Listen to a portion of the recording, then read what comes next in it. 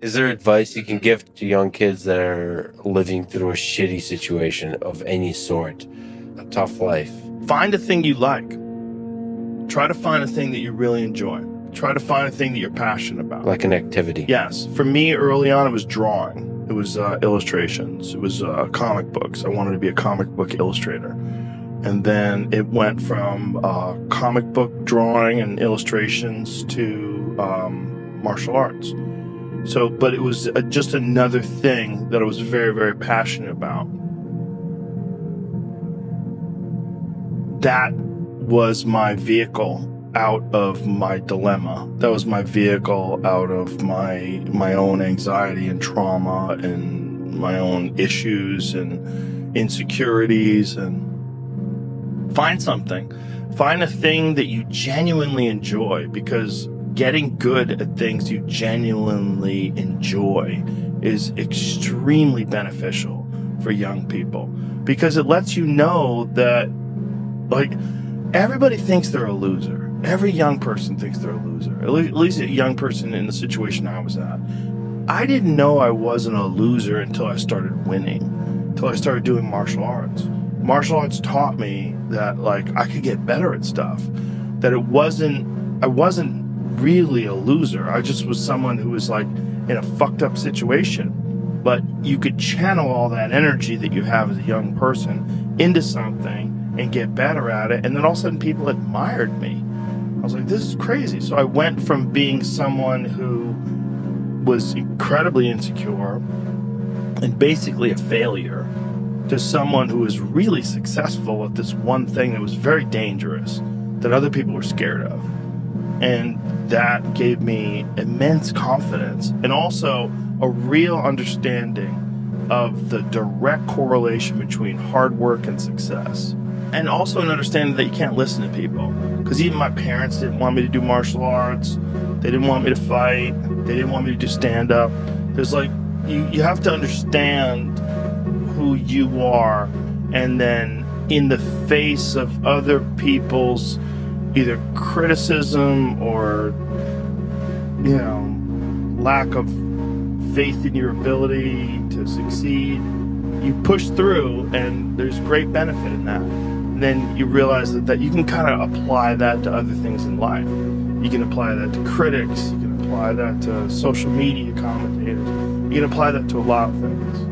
And I don't think people are happy if they don't have puzzles and complex tasks and things that are interesting to them, whether it's an art project or whether it's learning something completely new like stand-up comedy. Like, doing things that are difficult it's as much of a nourishment of the mind as food is a nourishment of the body.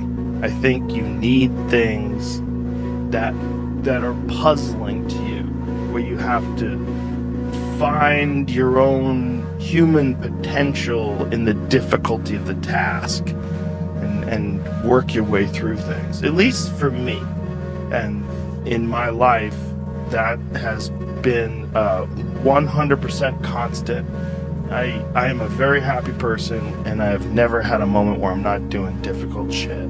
Give yourself something, an arduous, difficult task where you're challenged mentally and challenged physically. One of the great things about being challenged physically is it's also mental. The people that don't understand that have never really been challenged physically. People that think that physical challenges are just physical, it's just brute grunt work. It's not. It's emotional intelligence. It's understanding your desire to quit and, conquering your inner bitch. All that stuff it's mental. It's playing out inside your head. And there's a mental strength that you acquire from that you can apply to intellectual pursuits. And the people that don't think that are the people that haven't attempted them. And there's an arrogance to people that only pursue intellectual exercises, only pursue intellectual things, and don't pursue anything physical. That the physical stuff is base, it's grunt work, it's primal, it's not necessary. I don't think that's accurate. For most people, I think you can really benefit from physical struggle, and you benefit from it in a mental way. And I think that is overlooked.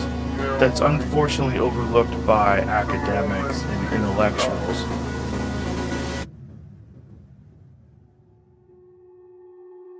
Find some difficult shit to do, because that gets away a lot of the anxiety that you carry around in your body. A lot of difficult things make regular life less difficult. And it sounds so simplistic, but particularly physically difficult things. Because when you do things that are physically difficult, the strain of making yourself do those things, it's very valuable.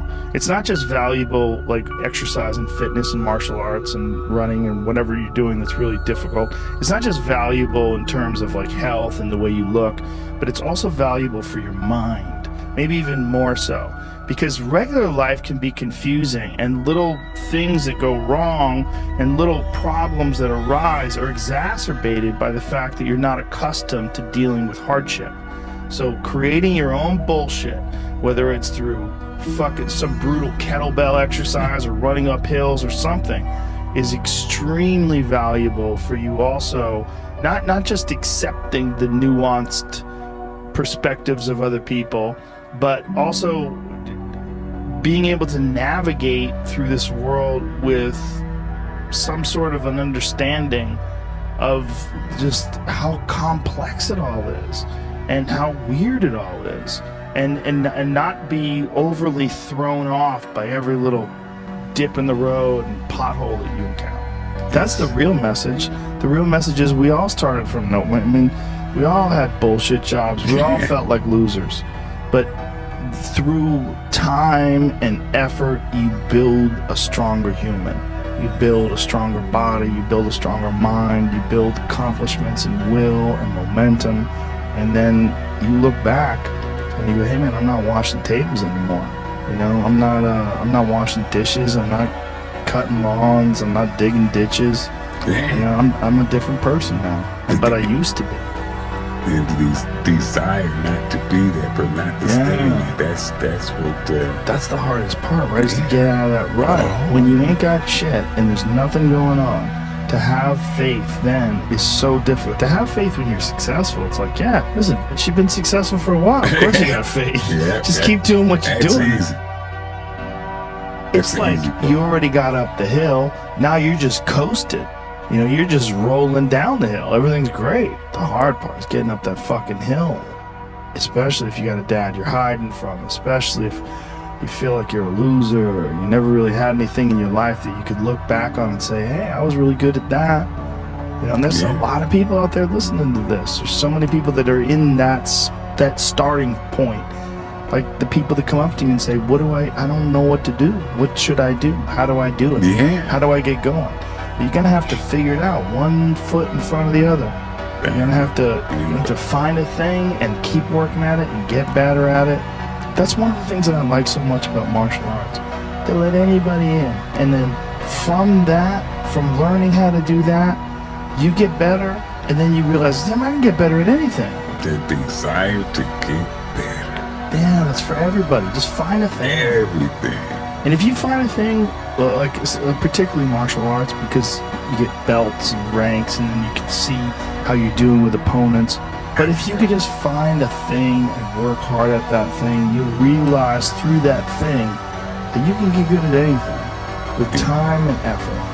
Pick a thing. Pick a thing. Whatever the thing calls to you. Whatever calls to you. The desire to change those circumstances, whatever they might be. As long as you have to have that desire or will to change those circumstances. Yeah. And that's your start right there. But if you have the will, the desire to change it, there's your starting point.